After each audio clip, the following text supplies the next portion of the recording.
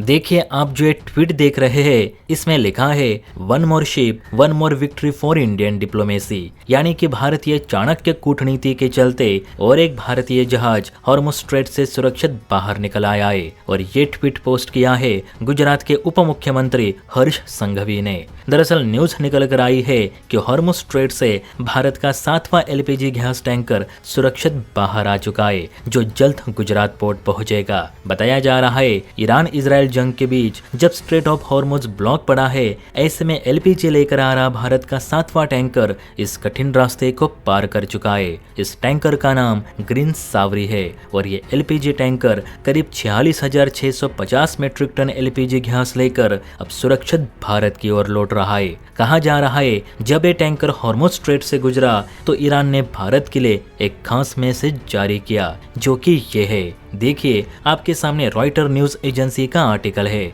जिसमें ईरान ने साफ साफ बताया है कि हॉर्मुज स्ट्रेट ईरान के मित्र देशों के लिए हमेशा खुला रहेगा, खासकर भारत के लिए तो 24 घंटे। देखिए, आपके सामने ईरानी दूतावास का एक ट्वीट होगा जिसमें एक स्पेशल मैसेज ईरान ने भारत के लिए जारी किया है। ईरानी दूतावास ने लिखा है कि भारत और विशेष रूप से गुजरात हमारे साझा इतिहास में एक विशेष स्थान रखते हैं। सदियों पहले भारत ने हमारे देश से आए लोगों का बड़े ही आदर सत्कार के साथ स्वागत किया था और आज उसी रिश्ते को आगे बढ़ाते हुए हम दोस्ती और सहयोग के रिश्तों को और मजबूत करने के लिए कमिटेड है।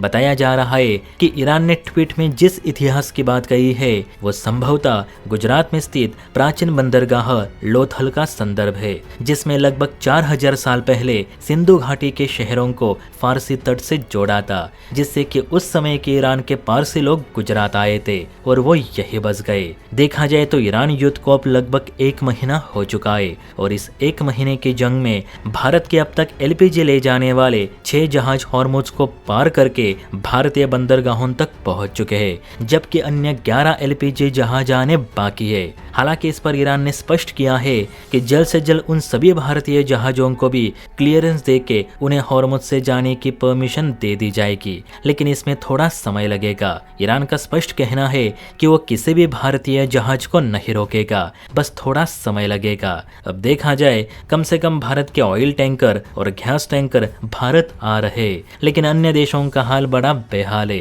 क्योंकि यूरोप के ज्यादातर देशों के जहाजों को ईरान हॉर्मुज स्ट्रेट से निकलने की परमिशन ही नहीं दे रहा। अमेरिकी जहाजों को तो बिल्कुल भी नहीं। और अब तो खबरें निकल कर आ रही है कि अमेरिकी पायलट को ईरान ने पकड़ने के बाद अमेरिका और भी गुस्से में है और ट्रंप ने ईरान को पाषाण युग में पहुंचाने की धमकी दी है, यानी कि ये युद्ध और लंबा खिंचने वाला है, ये पक्का है। समझ में नहीं आ रहा कि आखिर ये युद्ध किस चीज को लेकर हो रहा है। क्या आप बता सकते हैं? कमेंट जरूर करें। जय हिंद।